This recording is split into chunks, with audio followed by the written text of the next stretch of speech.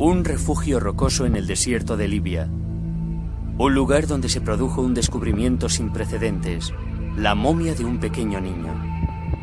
Hasta el momento del hallazgo, todo el mundo creía que los egipcios eran los precursores de la momificación en África, pero este descubrimiento condujo al doctor Sabino di Lernia y a su equipo a desarrollar una nueva teoría que pone en duda todo lo que creíamos saber sobre el antiguo Egipto. Los conocimientos sobre momificación no son originarios de Egipto, sino que provienen de otro lugar, otra cultura, de otra parte de África occidental. ¿Quiénes eran? ¿De dónde venían?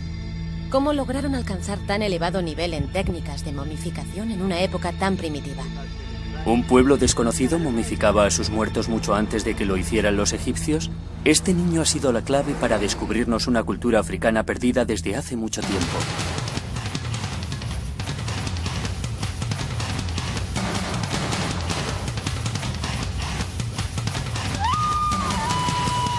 Momias negras.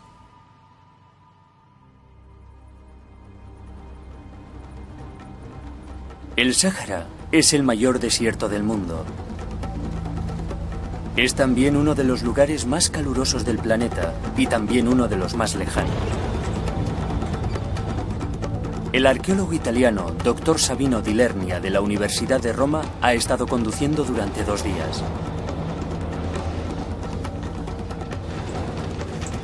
Se dirige al macizo de la Cacus, al sudoeste de Libia, un país norteafricano. Al oeste está Argelia y al este Egipto.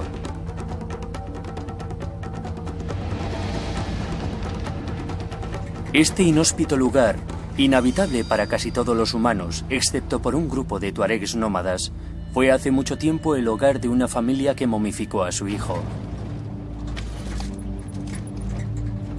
Año tras año, Sabino regresa a este magnífico entorno con la esperanza de descubrir sus secretos. Todo comenzó hace 40 años, con el descubrimiento de la momia de un pequeño niño, Juan Mahudhuch. El nombre le fue otorgado por el refugio rocoso en el que fue encontrado. Sabino y sus colegas han tardado varias décadas en revelar la totalidad del significado de este descubrimiento. Creo que el hallazgo de esta momia entre las rocas fue el inicio arqueológico y la reconstrucción histórica de las antiguas civilizaciones del Sáhara. Existe la creencia de que la mayoría de la población de Libia es de Oriente Medio, pero el equipo piensa que hace miles de años esta zona estaba habitada por africanos negros procedentes del sur. Pero aparte de algunas muestras de arte rupestre representando a cazadores negros, los arqueólogos no tenían ninguna prueba de ello. Con el hallazgo de la momia todo cambió. La importancia de la momia negra es inmensa. Tenemos la primera evidencia de que había gente negra en esta zona, lo cual ya suponíamos, pero no teníamos ninguna prueba de ello. Este era el comienzo de una extraordinaria búsqueda que acabaría descubriendo a una desconocida cultura africana.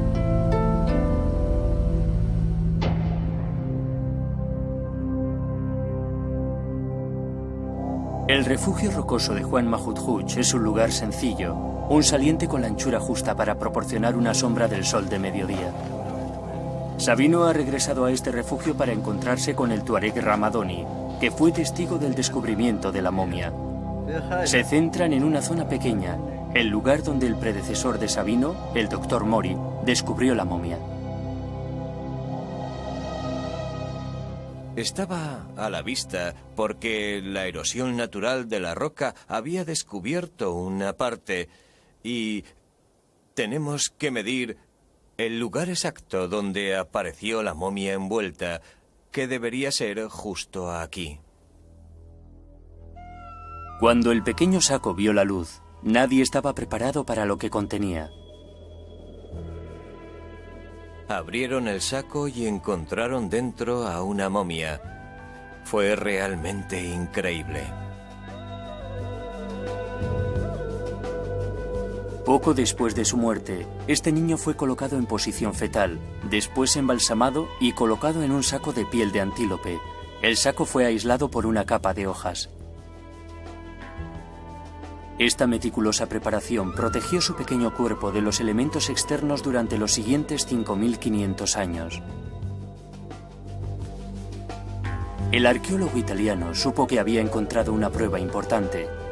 La forma del cráneo del niño sugería que era de raza negra, y si lo era, podría significar una revolución en la historia de la momificación en África.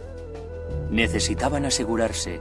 Después de un tortuoso viaje a camello de 10 días al pueblo más cercano, portando la delicada carga, el equipo regresó a Roma para analizar a la momia.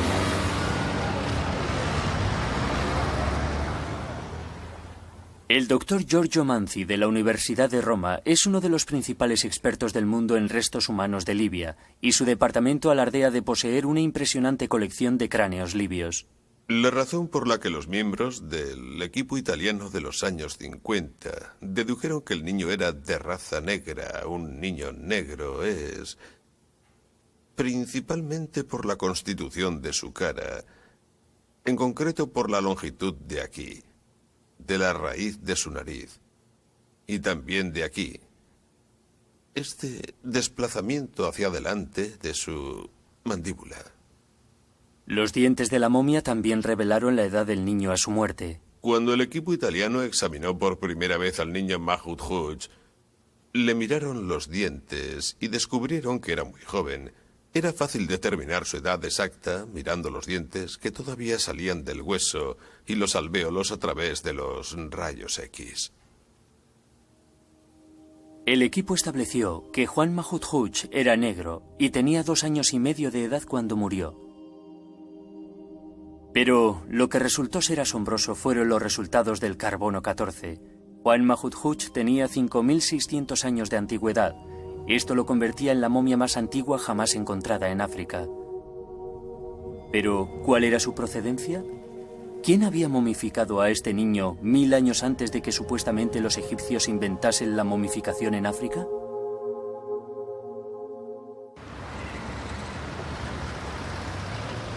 Los orígenes de Juan Mahmoud Hooch, la momia negra, eran un misterio. Para saber más sobre el niño, Sabino regresa al Museo de Trípoli, donde descansa la momia en la actualidad. Creo que la prueba más impresionante de la momia es la piel del cráneo. Puede verse por toda la cabeza. Es la piel del niño. Puede verse aquí, a lo largo de la espina dorsal y de la caja torácica. Hay mucha piel, lo cual es muy raro de encontrar. Aquí hay restos de alguna materia orgánica. Esto en realidad son los restos del interior de la momia. Creo que es imposible encontrar este tipo de pruebas sin realizar el proceso de la momificación. Como resultado de la momificación hay un corte en el estómago y se han eliminado los órganos internos. Probablemente lo rellenaron con alguna sustancia orgánica como arena que detiene cualquier actividad bacteriana, como hacían los egipcios en el Valle del Nilo. Lo que convierte a Juan Mahmoud Hooch en único es que es la momia eviscerada más antigua que se ha encontrado en África. Se le practicaron incisiones en el estómago y el tórax, extrajeron sus órganos y se le introdujo un conservante orgánico para evitar su descomposición. Este fue el proceso que colocó a la momia negra en el punto de mira mundial. Académicos, como la experta en momias y egiptóloga, la doctora Joan Fletcher, estaban intrigados.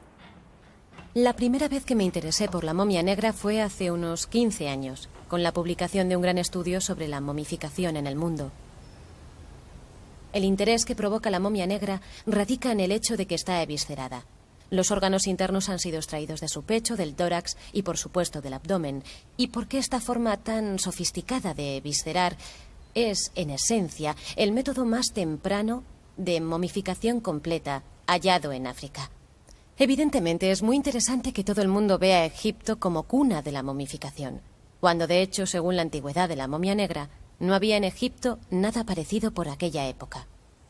La pregunta que yo me hacía era: ¿contribuyó la momia negra, de alguna manera, al desarrollo que más tarde tuvo la práctica de la momificación en Egipto, o las dos tradiciones se desarrollaron independientemente?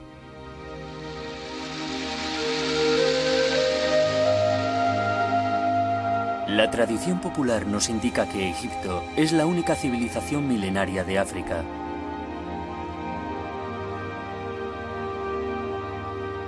Su arte y religión son muy conocidas, y según la opinión más extendida, fue el origen de la momificación africana. Pero también están aquellos que creen que la momia negra es un reto hacia esa corriente de pensamiento tan establecida. El profesor David Mattingly está especializado en civilizaciones saharianas. Cuando se descubre una momia en algún lugar del Sáhara, no es sorprendente que la gente de la calle asuma que los egipcios estén implicados de alguna manera directa en ese proceso. Y creo que hay una imagen establecida de que Egipto es como un brillante faro que ilumina todas las parcelas oscuras del Sáhara. Sin embargo, Juan Mahmud fue momificado artificialmente a 2.500 kilómetros al oeste del Valle del Nilo y 1000 años antes de que los egipcios se visceraran a sus difuntos. ¿Cabría la posibilidad de que los antiguos egipcios no inventaran la momificación en África? Y si no fueron los egipcios quienes llevaron a cabo la momificación de Juan, ¿quién lo hizo? No debemos evadir la cuestión. ¿Quién era capaz de preservar un cuerpo de manera tan formidable? Quiero decir, ¿quiénes eran estas personas capaces de esto? Personalmente sabía muy poco de ellas. ¿De dónde venían? ¿Y cómo lograron alcanzar ese dominio de la momificación en una época tan temprana?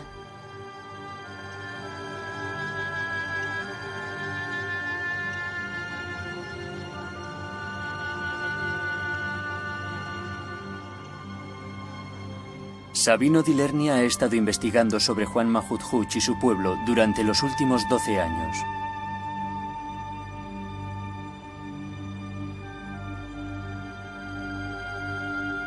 Su búsqueda de respuestas comenzó en el refugio rocoso de Juan Mahmud con meticulosas excavaciones que han proporcionado pistas vitales. Nos sumergimos en el periodo de la ocupación de Juan Mahmud. Estos son los restos del carbón de una hoguera de hace 4.000, 5.000 o 6.000 años, que es el momento en que Juan Mahmud habitó aquí, y este suelo tiene la misma antigüedad que la momia de Juan Mahmud. Este lugar es una mina para nosotros. Un dato a tener en cuenta es que durante la era de Juan Mahmud, el ganado era una parte muy importante de su vida. Parece increíble. El ganado no puede sobrevivir en el desierto, pero aparecía constantemente en el arte rupestre de las montañas de la Cacus.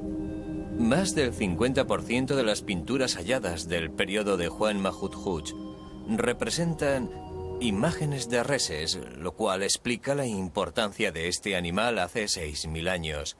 Aquí tenemos una maravillosa vaca doméstica. Podemos decir que es una vaca doméstica porque esta vaca tiene 2 cuellos, uno blanco y otro rojo, lo cual es típico en representaciones de animales domésticos.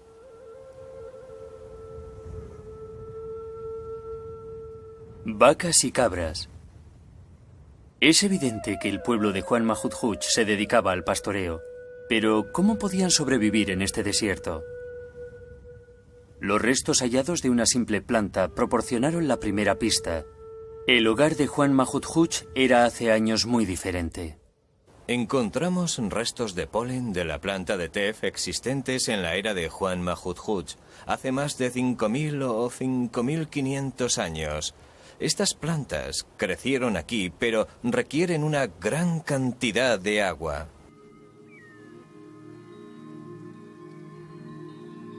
Las plantas de tef siguen existiendo en esa zona, pero solo crecen en los oasis.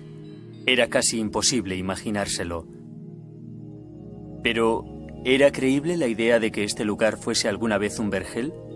Había llegado el momento de que los climatólogos proporcionaran algunas respuestas. 3, 2, 1, contacto. Despegue. Uno de los satélites de la NASA atrajo la atención del Dr. Kevin White sobre el Sáhara. Ahora dirige a su equipo en la Universidad Inglesa de Reading y utiliza la última tecnología para estudiar los hábitats de la antigüedad. Los científicos de la NASA estaban observando imágenes de los desiertos occidentales como parte de sus estudios sobre la superficie de Marte por la semejanza que guardan. Y los observaban utilizando los instrumentos de radar y comparándolos con otras imágenes de satélite más convencionales. Y descubrieron una serie de cuencas de río enterradas. por lo que es hoy un gran manto de arena. El radar penetraba la superficie desértica descubriendo un antiguo sistema fluvial que hace tiempo alimentaba unos grandes lagos. En esta zona podemos ver un denso sistema interrelacionado de cuencas fluviales, que es completamente invisible en la imagen de la izquierda. Estos lagos se secaron hace mucho tiempo y son conocidos ahora por lo que los científicos denominan paleolagos. Kevin White está utilizando esta técnica para descubrir sistemas similares en el Sáhara Central de Libia. Pero son los sedimentos de los paleolagos lo que más interesa a Kevin, porque en ellos está la historia del pasado. Los sedimentos del lago suelen proporcionar mucha información sobre lo que sucedía en las vertientes adyacentes y en los lugares de alrededor. Podemos empezar por reconstruir la vegetación, también podemos reconstruir parte de la hidrología, la naturaleza del agua. También disponemos de un archivo de fósiles que puede ser muy útil en algunas circunstancias. Pero como podéis ver, es un lugar de difícil acceso. Para reconstruir estos climas, el equipo necesitaba recoger muestras para ser analizadas. Un colega de Kevin, el Dr. Nick Brooks, está planeando un viaje a Libia utilizando los mapas del satélite. Tras esta duna de aquí hay un tramo difícil. Cogeremos esta ruta y por aquí debería haber una vía que la atraviesa.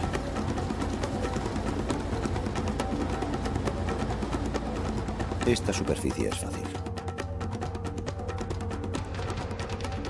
Solo queda un tramo complicado, este de aquí. Y después alcanzaremos esta zona cruzando a través de esta vía, subiendo esta duna. Y si conseguimos llegar hasta este punto, ya es todo cuesta abajo por esta ladera. Mirad ahí. ¡Esto es un paleolago! Sabemos que hubo gente viviendo en esta zona durante la época de Juan Mahmud porque hemos encontrado cerámica y herramientas de piedra de ese período.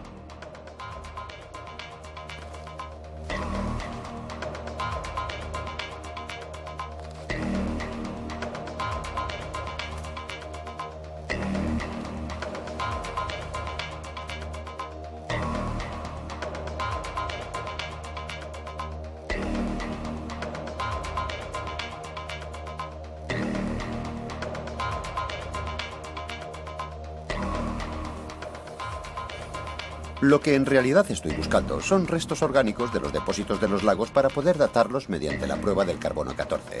Podemos datar cosas como conchas o caracolas que creemos que vivieron en este supuesto entorno húmedo. Podemos encontrar huesos de animales como elefantes, rinocerontes y cocodrilos. Puede que incluso peces. Eso sería estupendo.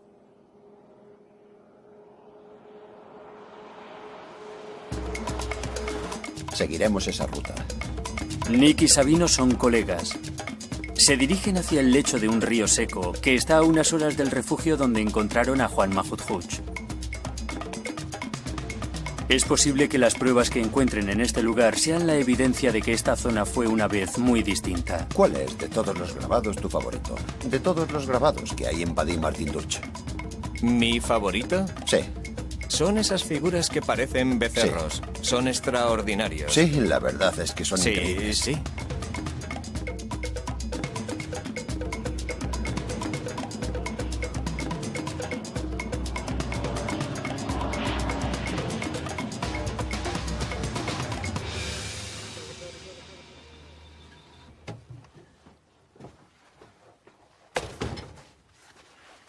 Martin Durch es uno de los yacimientos de arte rupestre más famosos de África.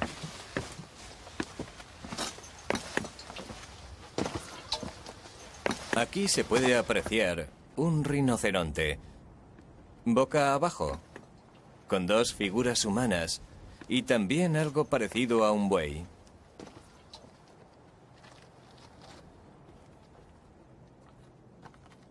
Hay muchos animales. Hay un elefante y 2 o 3 jirafas.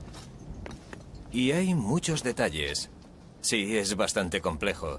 Está muy bien. La jirafa es impresionante. Es una pena que haya perdido el hocico, pero está muy lograda. Sí, y estos 3... Sí, por supuesto, son estupendos. Están esos que representan figuras de reses. Y mi favorito es aquel del rincón, que creo que es una obra maestra del arte rupestre, en la zona de Wadi Martin Durch. Mira, aquí abajo está el hocico de la jirafa. ¿De verdad? Sí, eso parece. Ah, sí, ya la Ahí veo. está. Sí, sí, No tienes podía estar razón. muy lejos. Es una figura enigmática. Sí. Todos los animales que están aquí representados viven solo en la sabana, pero fue en la siguiente talla donde encontraron la pista. Esta es una de las tallas de arte rupestre más famosas de Wadi Martin Dutch. Representa a un cocodrilo en un estilo libre, que creemos que es la forma más antigua de estilo en arte rupestre aquí en Wadi Martin Dutch. Es realmente espectacular. Sabemos que este tipo de animales como elefantes, jirafas y algunos de los grandes animales pueden vivir en entornos muy secos. Sí. Pero no tan áridos como este lugar está hoy en día. Sí. Esta era la prueba final. Esto fue la cuenca de un río. Seguro. Los cocodrilos no viven en sitios áridos. Desde luego. Observando los grabados en esta roca y utilizando nuestra imaginación, podemos especular con el aspecto que tenía este lugar y qué es lo que sucedía en él. Probablemente estaríamos de pie junto a la orilla de un río, que podría ser un río estacional o algo parecido. Puede que hubiese algunos hipopótamos en las zonas poco profundas. Este sería un lugar peligroso para nosotros, ya que habría cocodrilos que estarían acechándonos desde el agua. Habría muchos animales salvajes en este lugar. Es posible que hubiese elefantes en la orilla. En esa zona de ahí habría una sabana. Y yo he visto el grabado de un león, así que probablemente habría leones cazando gacelas y jirafas o lo que fuese. Y también habría personas cazando animales. Sí, sería un apacible panorama africano. Exactamente, como los que hay en el sur de África hoy en día, como en Zimbabue, Tanzania, Kenia o demás países.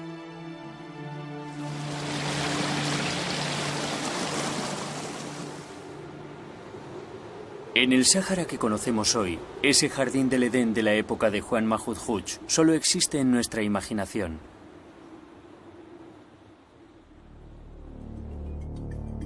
Pero es posible tratar de experimentar lo que era un lago en medio del desierto. Gabarón es uno de los pocos oasis que quedan en el Sáhara y nos da una idea de lo que podía haber sido el entorno en tiempos de Juan Mahmud Hooch, la momia negra. Se parecería a esto. A la orilla del río crecen fósiles vivientes que nos transportan en el tiempo. Esta vegetación, Nick, es la misma que encontramos en el refugio rocoso de Juan Mahmud Hooch. Esos granos de polen que encontramos en las excavaciones, que tenían 5.500 años, es la misma vegetación que hay aquí. Eso significa que en tiempos de la momia de Juan Mahmud Hooch había este tipo de plantas o este tipo de entorno. Sí. Eso significa que en los alrededores del refugio había gran cantidad de agua. Entonces este fósil es una reliquia. Sí, es una reliquia del pasado. Sí.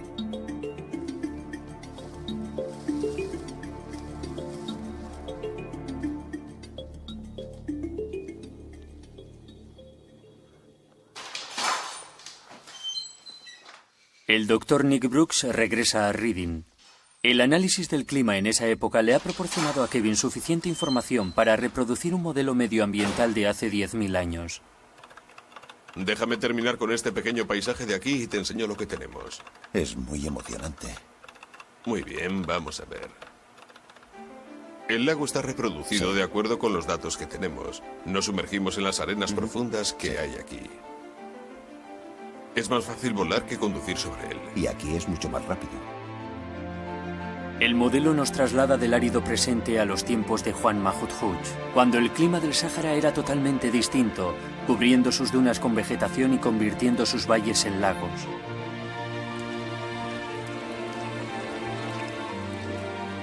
Todo sucedió hace 10.000 años, cuando un cambio climático en la Tierra provocó que los monzones tropicales alcanzaran la zona norte y se introdujeran en el Sáhara Central. Con estas lluvias llegaron los antepasados de Juan Mahmud Hooch. Hace 10.000 años, humanos de raza negra procedentes del sur siguieron el recorrido de los monzones y ocuparon la zona del Sáhara Central. Esto desembocó en la primera ocupación del Sáhara Central por gente de raza negra que se estableció en este área, en el macizo Akakus y sus alrededores. Y no fueron los únicos. Hace unos 7.000 años llegaron al Sáhara Central algunos pueblos de Mesopotamia y Palestina e introdujeron su venado y sus cabras en el Sáhara Central. Nos podemos imaginar que en el Sáhara Central, en las montañas de la Caucasus, confluyeron distintas razas, porque había gente negra procedente del sur y gente de raza blanca procedente del Sáhara Occidental y de zonas más lejanas.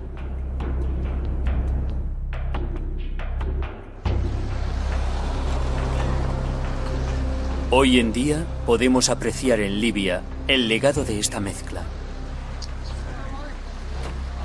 Cuando paseo por Libia, siempre me impresiona la increíble diversidad humana que uno se encuentra y que se refleja ampliamente en una zona que es como un cruce de caminos, en donde Libia une al Mediterráneo con tierras del Sáhara. Libia ha sido un punto de encuentro de distintos pueblos a lo largo de toda la historia, pero es verdaderamente sorprendente ver que esa cualidad se remonta a tiempos tan lejanos, entremezclando a blancos del Mediterráneo con negros del Sáhara. Eso se aprecia claramente en este estudio del Sáhara Central. Esta diversidad étnica da explicación a algunas de las intrigantes imágenes de arte rupestre que Sabino no acababa de entender. Las caras de estas personas no eran negras como las de Juan Mahmud, sino blancas, como se puede comprobar mirando el perfil de esta cara y su fisonomía.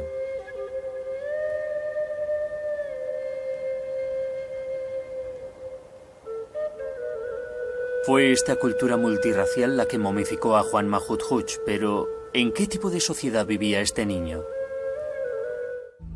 Una de las pistas importantes a seguir era el collar de cáscara de huevo de avestruz que la momia llevaba intacto cuando la descubrieron. Todavía conservamos algunas de las piezas de ese collar de huevo de avestruz.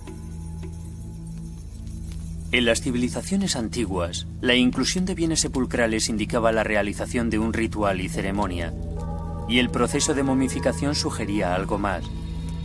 A pesar de que Juan Mahmud es la única momia completamente sahariana que se ha encontrado jamás, probablemente este pueblo había estado momificando a sus difuntos durante cientos o miles de años antes de que este niño muriera. Lo que es interesante de la momia negra es la sofisticada forma de visceración que le practicaron. Estamos ante un muy elaborado proceso de momificación, que desde luego no pudo haber aparecido de repente.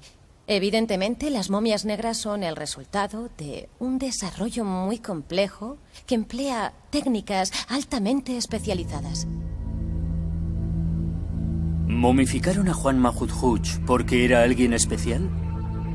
Podemos decir que la familia de Juan Mahmud no era especialmente rica o poderosa. De hecho, este tipo de antigua sociedad era bastante igualitaria en su organización social.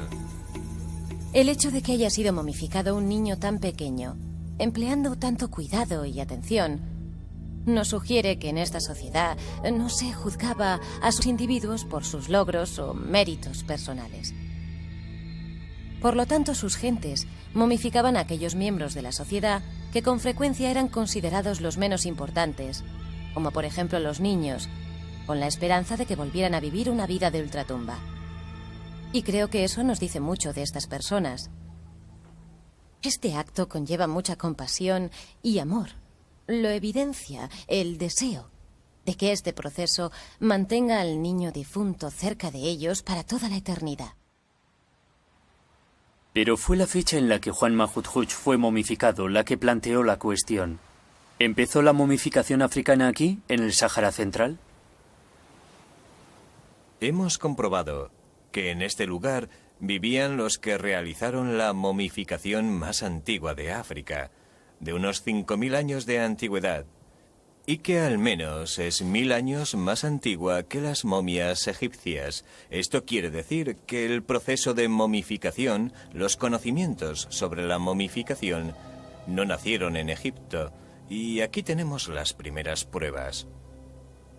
Es muy tentador sugerir que había algún tipo de movimiento o de corriente ideológica del Sáhara Central que se extendía hacia el Valle del Nilo. Es una conclusión muy tentadora, pero como arqueólogo necesito pruebas más fiables de ello. Sabino sabía que muchos de los descendientes de la momia negra habían sido obligados a emigrar del Sáhara Central solo 500 años después de su muerte. Los estudios climáticos confirman otro cambio medioambiental hace 5.000 años, devolviendo al Sáhara a su árido aspecto actual. De nuevo tenemos que imaginarnos que la era prehistórica estaba afectada por multitud de cambios climáticos, y los cambios climáticos tendían a ser muy calientes en esta parte de África. Hace 6.000 años, o puede que 5.000 años, hubo una crisis árida y la gente tuvo que emigrar. ¿Era entonces posible que el pueblo de Juan Mahudhuch emigrara al fértil valle del Nilo, llevando consigo los conocimientos sobre momificación? ¿O las dos tradiciones se desarrollaron independientemente?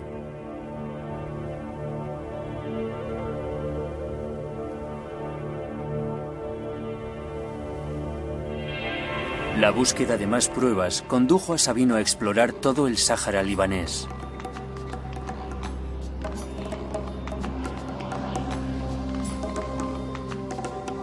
¿Existía una conexión entre esta cultura del Sáhara y las sociedades egipcias del Valle del Nilo?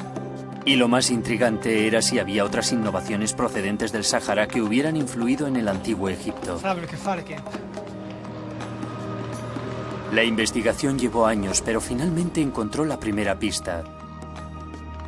Un montón de piedras aparentemente ordinarias que se extendían por una planicie llamada Mesak, a unos 100 kilómetros del refugio rocoso de Juan Mahudhuch. Fue como encontrar una aguja en un pajar.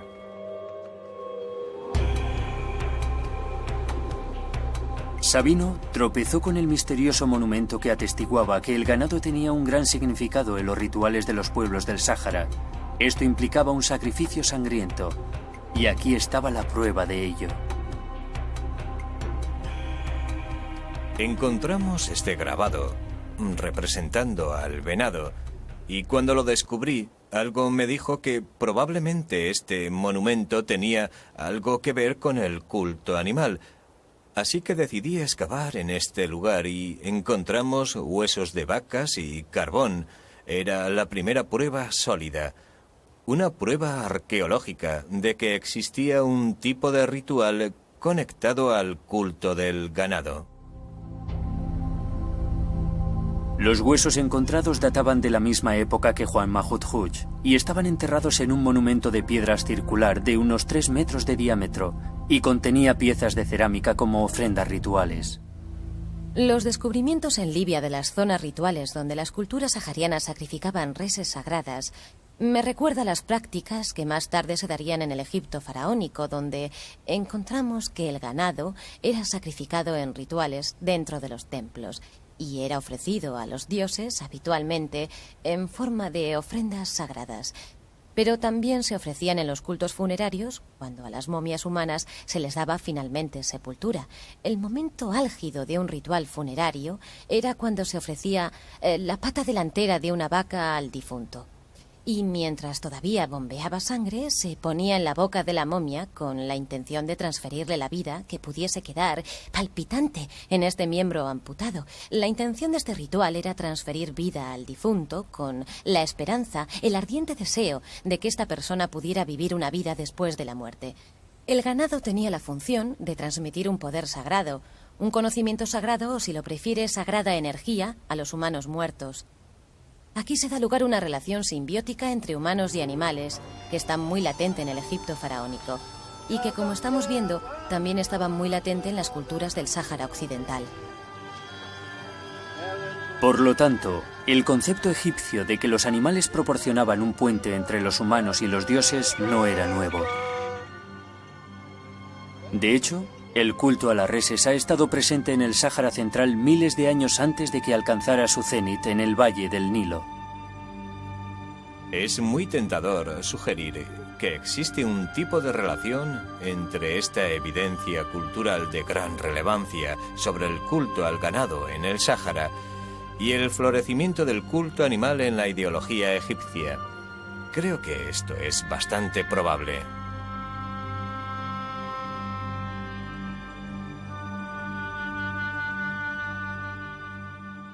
Sabino ha demostrado que tanto la momificación como el culto animal de Egipto era originario de las sociedades del Sáhara Central. Posteriormente, en un curso de agua seco que estaba a unos 2 kilómetros de distancia de los monumentos al ganado, encontró algo todavía más determinante, una figura grabada con la cabeza de un animal. El detalle más impactante de este grabado es que lleva la máscara de un perro. Este tipo de personajes con máscara son de gran relevancia artística en la era Mesac. Podemos deducir la edad de este grabado por su color, que es muy oscuro, negro. Eso quiere decir que es muy antiguo. Lo que es verdaderamente revelador de la fecha de estos grabados es la presencia de figuras humanas que en este caso llevaban la máscara de un perro y que son mucho más antiguas que las que hemos encontrado en el Valle del Nilo. A pesar de que la materia orgánica que había en los surcos de los grabados ha sido fechado con el carbono 14 en 5.600 años, Sabino cree que estos grabados pueden ser todavía 1000 años más antiguos. Encuentro muy interesante que estas figuras humanas con cabeza de animal existan fuera de Egipto en una fecha tan increíblemente temprana y que más tarde aparezcan en la cultura faraónica. En el arte egipcio hallamos exactamente los mismos temas repetidos, pero más sofisticados. El dios egipcio Anubis se ha convertido en uno de los símbolos más conocidos del antiguo Egipto. Este es Anubis, el antiguo dios egipcio de los embalsamados y guardián de los difuntos. Su imagen fue utilizada en máscaras por los antiguos egipcios, como la que estamos viendo ahora, para ser utilizada en los rituales sagrados de los funerales. En los ritos funerarios, uno de los sacerdotes se pondría una máscara exacta a esta y procedería a los rituales mágicos que permitirían al difunto vivir de nuevo en el más allá. Encuentro verdaderamente fascinante que en las culturas saharianas hayamos encontrado petroglifos de seres humanos llevando máscaras de chacal. Son casi como las figuras con cabeza de perro, y esto por lo menos 1000 años antes de la aparición de Anubis en la mitología del antiguo Egipto. Por lo tanto, la aparición del culto animal y las representaciones humanas con cabeza animal en las sociedades del Sáhara Central se dieron lugar mucho antes de que lo hiciera en el Valle del Nilo. Pero ¿cómo pudo una pequeña y oscura sociedad tener tanta influencia? Los arqueólogos necesitaban saber si la cultura de Juan Mahmud se había extendido hacia el extremo sudoeste de Libia. La respuesta a esta pregunta estaba a 800 kilómetros al sur, lo que hoy en día es Nigeria. En los años 80, los arqueólogos franceses descubrieron cerámica, enterramientos humanos y arte rupestre que eran casi exactos a los encontrados en Libia por los italianos. Objetos similares fueron encontrados a lo largo del norte de África. Parecía que esta cultura se extendió mucho más de lo que nunca nadie había imaginado. Aquí está Trípoli. Aquí está el Cairo y el Nilo. Justo en el centro están las montañas del Caucaso. Y tenemos a Argelia, Libia, Egipto, Sudán, Chad, Nigeria y Malí. Esta zona es más grande que Europa, lo que quiere decir que esta gran extensión fue habitada durante la antigüedad por los mismos pueblos de cultura sahariana. La magnitud de esta cultura fue extraordinaria. Se extendió desde el norte de África a Malí y hacia los límites occidentales de Egipto. En muchos aspectos, esta inmensa cultura sahariana no tuvo que desplazarse muy lejos en términos de distancia para influenciar a los pueblos del Valle del Nilo. Prácticamente ya estaban allí, por lo que fue casi un paseo el que tuvieron que dar desde el desierto situado al oeste de Egipto hasta el Valle del Nilo. El cuadro estaba casi completo, pero los arqueólogos necesitaban pruebas de que era esta cultura africana la que había influenciado a Egipto. Necesitaban encontrar pruebas de una conexión directa. Tenían que probar el contacto. Los italianos se volcaron en el objeto que prevalecía en las montañas de la Caucasus, la cerámica. ¿Cómo sería la comparación de la cerámica local sahariana con la que se había encontrado en el Valle del Nilo? En una cueva cercana al refugio rocoso de Juan Mahmud, Sabino descubrió restos de cerámica que se dataron como los más antiguos de África. Todavía podemos apreciar que es una pieza de cerámica que probablemente tenga más de 9000 años. Y está decorada con un dibujo ondulante. Esta pieza es probablemente la más antigua que existe en el mundo. El equipo italiano recogió suficientes restos de cerámica para reconstruir un cuenco completo, que ahora se encuentra en Roma con Sabino. Esta es la pieza de cerámica que encontramos en el yacimiento de Juan Mahmud y es muy típica por el modo en que está decorada. Probablemente tenga unos 6000 años. Este tipo de decoración es producida por la impresión de un palo. Hemos encontrado cerámica decorada de manera idéntica a lo largo de una zona muy amplia. Este no es un cuenco cualquiera. Tiene un inconfundible estilo sahariano. Es completamente diferente a la cerámica sin decorar encontrada cerca del Nilo. Pero las excavaciones en el Valle del Nilo descubrieron que hace 6000 años hubo una increíble influencia de la cerámica muy decorada del Sáhara. Hubo una serie de excavaciones arqueológicas, especialmente las de la zona sudanesa del Valle del Nilo, en donde hallamos cerámica de 10.000, 9.000 y 8.000 años de antigüedad, y de repente encontramos cerámica del Sáhara que es técnicamente muy diferente.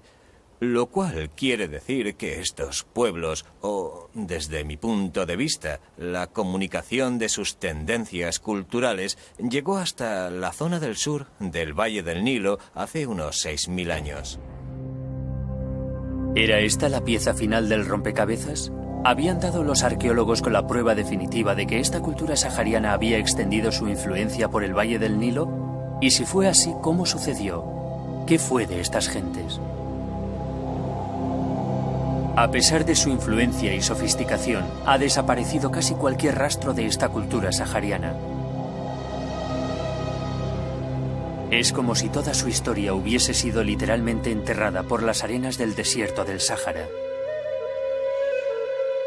Pero los arqueólogos se están asegurando de que sus innovaciones no murieran con ellos.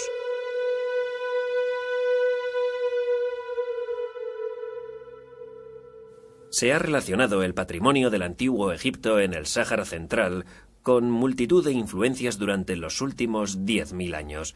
Pero si retrocedemos en el tiempo, 8.000 años, encontramos un periodo en que esta influencia se expresa de una forma muy distinta que puede transformar el concepto que tenemos hoy en día. Si en lugar de pensar en Egipto como un gran faro que ilumina el desierto, tal vez deberíamos pensar en una cultura del desierto que proyecta pequeñas luces hacia un Egipto en ciernes en el Valle del Nilo. Esto jugaría un papel muy importante en la formación del antiguo Egipto. Yo creo que hay algunas tradiciones egipcias tempranas que fueron influenciadas por las tradiciones saharianas. Lo podemos comprobar en la técnica de la cerámica. Lo vemos en la forma de decoración utilizada en la cerámica y en la actividad artística, ya que la domesticación de los animales se inició en el Sáhara, no en el Valle del Nilo. Esto quiere decir que muchos de los conocimientos culturales del Sáhara se extendieron por gran parte del norte de África, incluyendo el Valle del Nilo. Encuentro extraordinariamente fascinante que esta civilización del Sáhara Central nos muestre las características que generalmente hemos asociado con la posterior cultura del Egipto de los faraones. La momificación es un buen ejemplo de ello. Desde luego hay una conexión entre las dos culturas. A la pregunta de quién llegó primero, a los egiptólogos nos gustaría pensar que fue Egipto, pero creo que mucha de la información obtenida sobre las culturas saharianas debería hacernos replantear las cosas.